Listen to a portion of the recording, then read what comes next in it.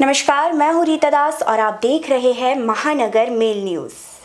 आपके द्वारा एनडीएमसी से जुड़े तमाम सवाल हमें कमेंट बॉक्स पर मिलते रहते हैं, जिससे हमें भी काफ़ी खुशी होती है और हमारा भी मनोबल बढ़ता है ताकि हम आपको सामने एनडीएमसी से जुड़े बाकी सवालों के जवाब दे सके। एनडीएमसी के सवालों के लिए आप हमें कमेंट बॉक्स पर कमेंट कर सकते हैं। हम कोशिश करेंगे आपके हर सवालों के जवाब देने की।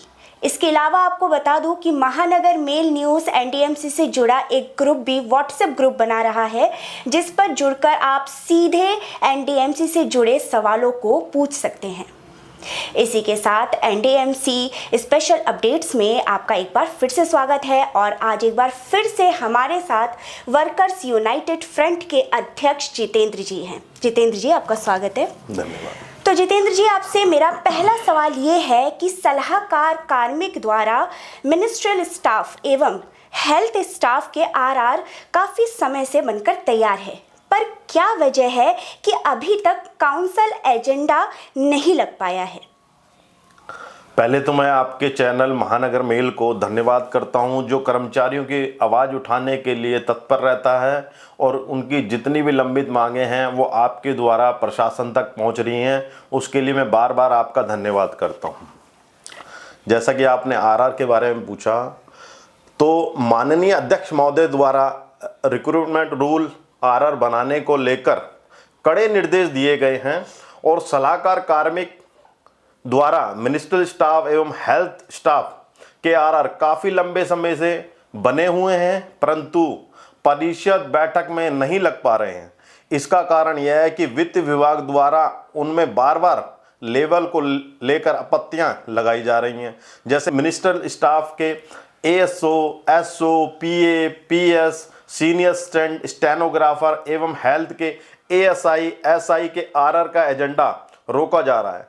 माननीय अध्यक्ष महोदय द्वारा अनुमोदन होने के बावजूद पिछले 6 महीने से नहीं लग पा रहे हैं, जबकि इन पदों के आरआर बनाते समय भारत सरकार, दिल्ली सरकार एवं एमसीडी के पदों के वेतन को आधार बनाया गया था ताकि परिषद के यहाँ सभी पद सरकारी निकायों के समक्ष रहें।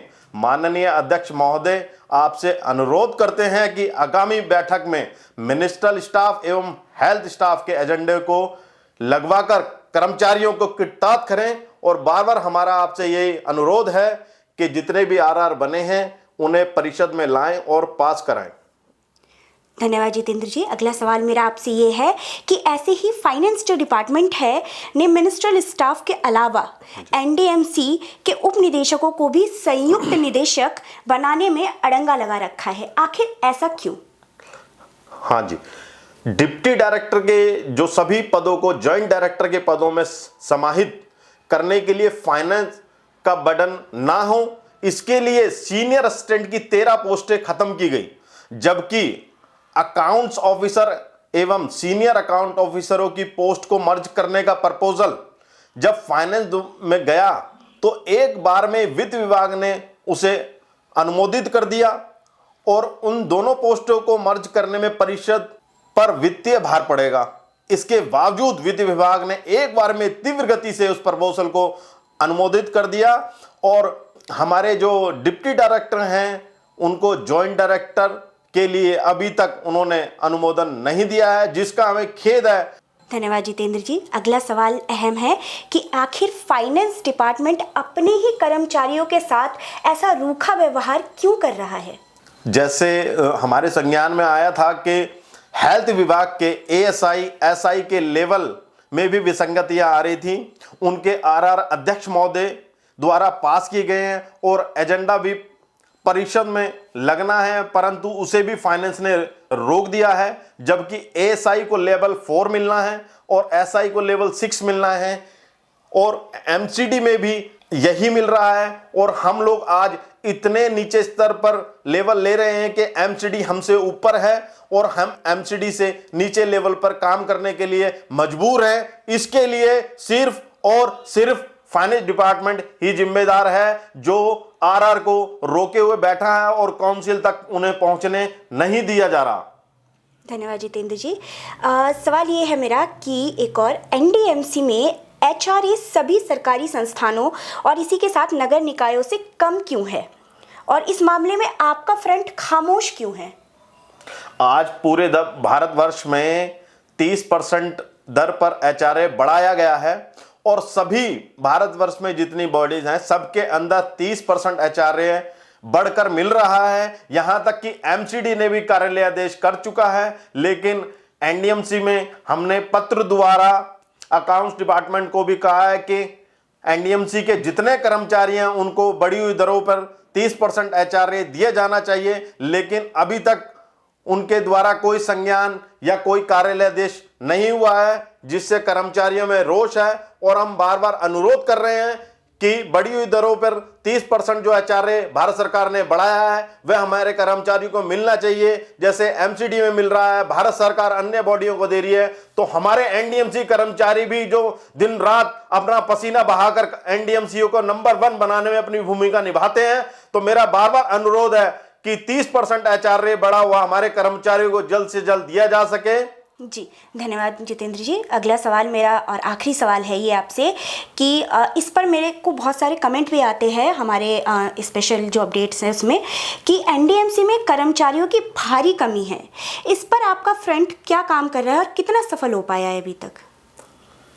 मैं आपके चैनल के माध्यम से बता दूं कि भारतवर्ष में जितनी भी म्यूनसिपालिटियां हैं वो बिना टीएमआर के या आउटसोर्सिंग के नहीं चलती।